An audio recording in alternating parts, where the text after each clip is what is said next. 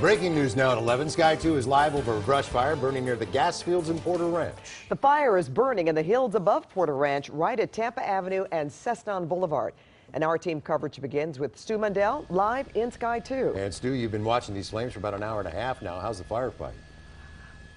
Well, you know, what a difference 100 firefighters on the ground and 7 water-dropping helicopters can make. LA County Fire and LA City Fire made their way out here over an hour and a half ago. There were huge flames out here in the Porter Ranch area, just north of Cessnon, near the cross of Tampa. Like you said, those gas fields are up here. Now, the fire department quickly put together a plan, and look what they have done. They've really got a handle on this fire. They are not saying it's out. We haven't heard any words of containment. There are plenty of hot spots that are difficult to see out here this evening. The ground crews are going to be taking care of that. One of the water-dropping helicopters right there over some of that open flame right now. They have been really the workhorses this evening, but they're going to be handing this off to those ground crews that have to walk this entire area this evening, making sure that all those hot spots are out. This firefight's going to continue well into the morning hours. Live in Sky 2 over Porter Ranch, I'm Stu Mundell. Pat and Paul, back to you. All right, thank you, Stu. Our team coverage continues with CBS News' Rachel Kemp. Yeah, Rachel is live on the ground near the fire. Rachel.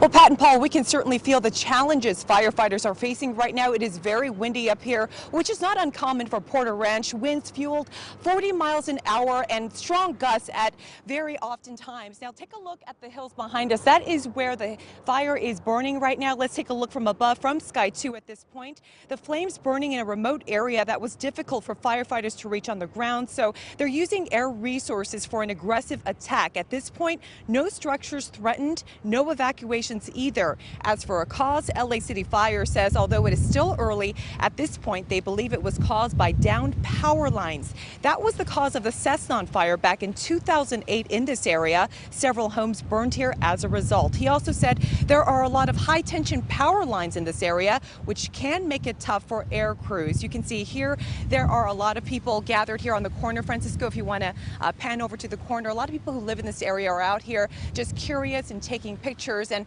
right now joining me is Craig Galante, who lives in one of these homes. And Craig, tell me what your concern is. Well, I'm always concerned with these high wind situations, and it's so dry, and these hillsides, they're just so barren, and it's very common to have a fire here. And then it gets complicated because, we're on the heels of the anniversary of the Aliso Canyon gas blowout. And had we had a brush fire like this during that gas blowout, it would just be devastating. So I'm very concerned about this. I live like just a mile and a half away from this area site.